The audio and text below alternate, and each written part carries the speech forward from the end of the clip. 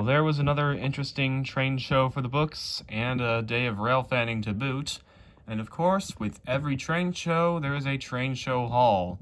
And so, even though this was not my biggest and best train show, it was still quite interesting, as you can tell. So, we will get started pretty easy with just this old TTX flat car. I wanted to get something intermodal, or just something besides everything else that I had gotten, which you can kind of see, which I will talk about in a moment.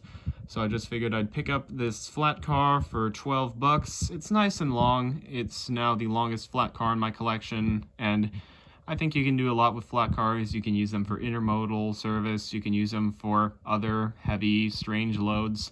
So I think it'll go well with the ones that I already have. The only real problem about it, though, is, and I probably should have thought of this sooner, it does not handle curves the greatest. I mean, it can barely get around them, but it's not the smoothest thing in the world. It made it fine then, but while I was running it for the first time, I kind of realized that. Should have thought of that, but whoops. Still, it's a neat car, 12 bucks, it's not too bad. And I'm sure if I had wider curves, it would be fine. So, as long as it doesn't derail all the time, it should be okay. But beyond this flat car, as you can tell, I got many more pieces of rolling stock. Not one, but 5. Yes, 5 covered hoppers. Technically 6, but I'll get to that one later. So, as you saw in the video, there is that one vendor that had tons and tons of rolling stock, which I was freaking out over. For one thing, I really like old covered hoppers, like Fallen Flags and co-ops and small grain elevators. I just love the feel of those. I've been really getting into those lately. And I have 1 or 2, so I figured these would go really well with the ones that I already have. So it was just nice to get some more. And the seller was selling these hoppers for about $10, more or less, depending on the condition of the car. And many of them were actually fairly good, as in they had metal wheels and knuckle couplers, which are always pretty nice. So he and I made a deal, and I got 5 for 50 bucks, which is obviously a really nice deal. A nice way to expand your grain fleet very quickly. But of course, because this is secondhand, there are a few catches, as these cars are in varying states of condition, although they do all have knuckle couplers and all that. But some run better than others, some have broken handrails and grab irons, so they're not all perfect, but like the flat car, as long as they don't derail all the time and they're not coming loose all the time and breaking couplers, as long as they run, I'm not terribly worried. And they do still look really neat. I really like the look of some of these, and it's just great to have a bigger fleet of covered hoppers, especially living in grain country. This is very relevant. So yeah, nice to have. But of course, I need a locomotive to pull all of these cars, and so I did get a locomotive, the biggest catch of the haul. Union Pacific 5714, or no, I'm sorry, I mean 5780. Yeah, I got a second one, actually a third one, because if you've been keeping track, this is my third Union Pacific AC 4400 from Kato.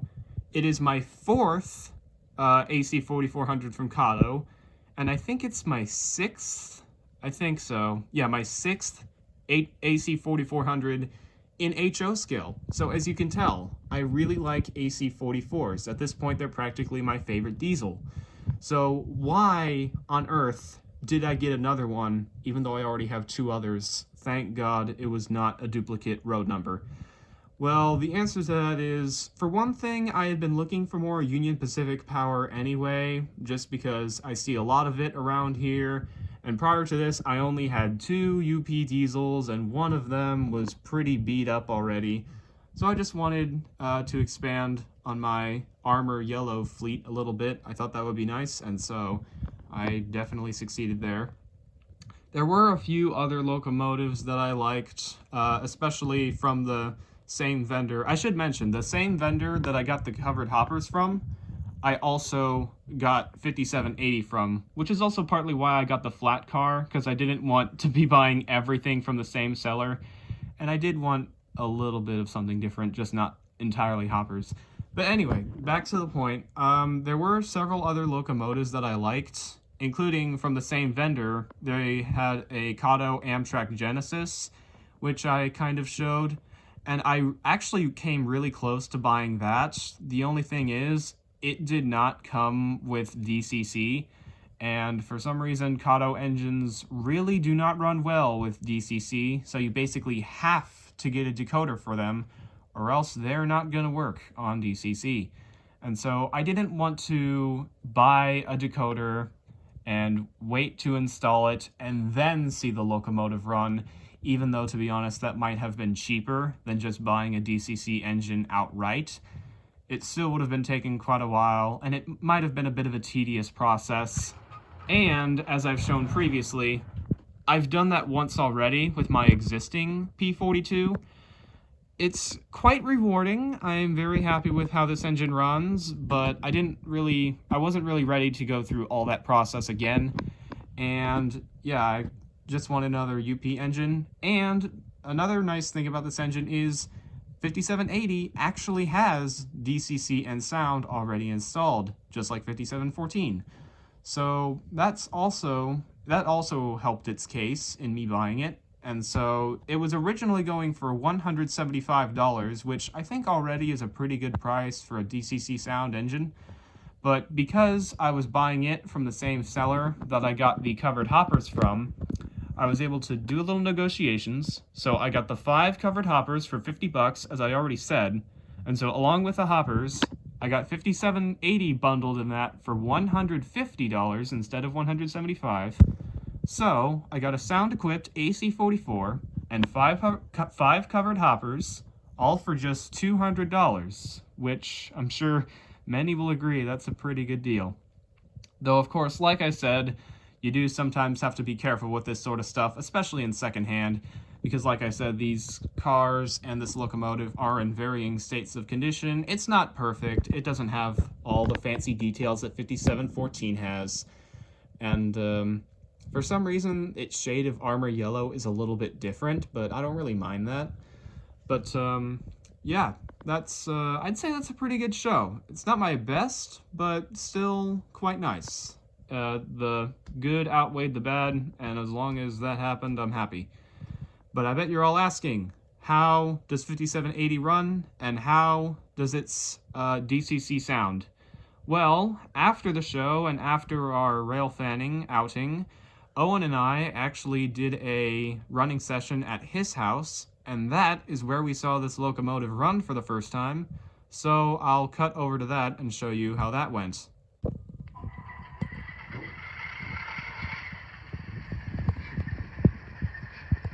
Try programming it to the road number, 5780. 5780, it's not doing anything like that. Shoot. That's not true. Ooh. It's not accurate, but you know what? I'll take it.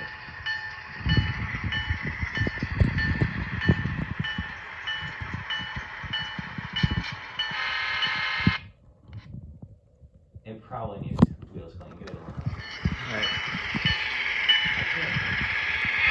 It sounds like it might be, can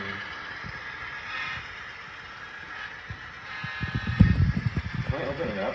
Yeah, sure. I'm kind of wondering what it is before. Here, I'll run it back. Alright. It's got good lights. Oh yeah, the back is much brighter than the front. Here, I'm gonna. Yeah, the front's kind of dim. Yeah. It reminds me of like an early generation diesel. The horn? Yeah.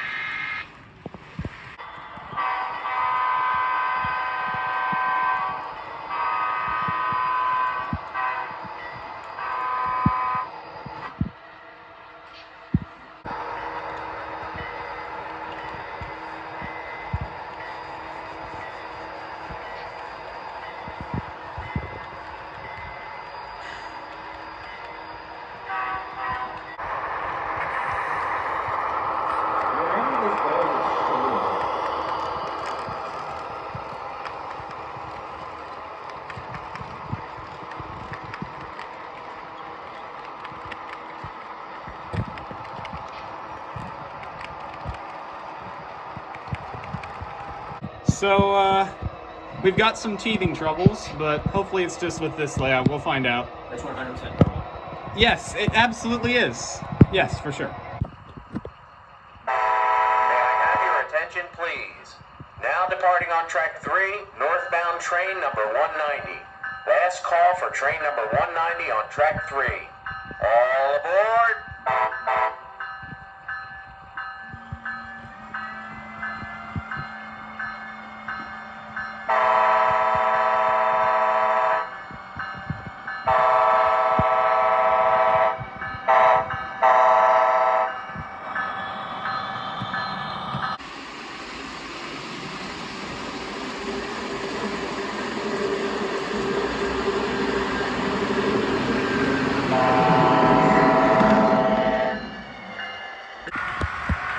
He's a train hopper.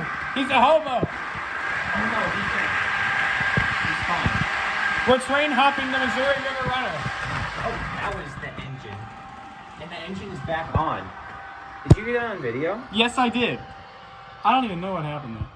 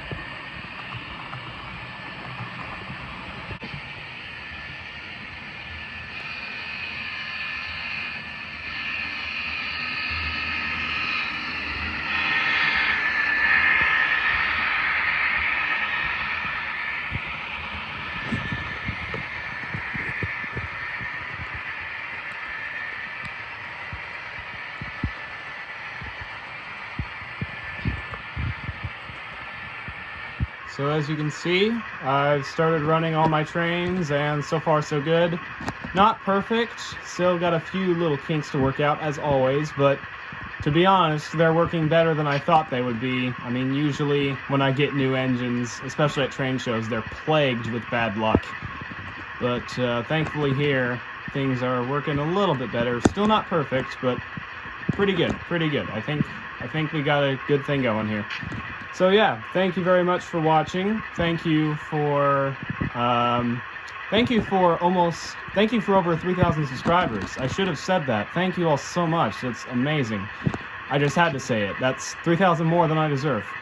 And of course, thank you to Owen for taking me out on another day of rail fanning, and for giving me the Amfleets. I should have mentioned that. Sorry. Yeah, Owen and I did a little model train trade. I got some Amfleets and a, if it'll focus, Illinois terminal covered hopper. I'll get a better shot of it.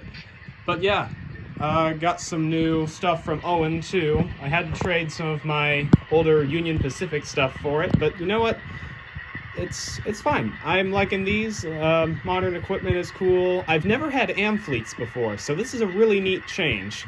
They're a bit older. I had to make a few changes to them so that they would run better, but I think they're starting to get to that point. And that squeaking that you heard throughout when I was running them, hopefully that's fixed up. So yeah, good train show. Overall, not perfect. There are some things I wish I could have gotten, but you can't get everything, can you? So there's always next show, I guess. So yeah, thanks again for watching, and I'll see you soon with these new additions.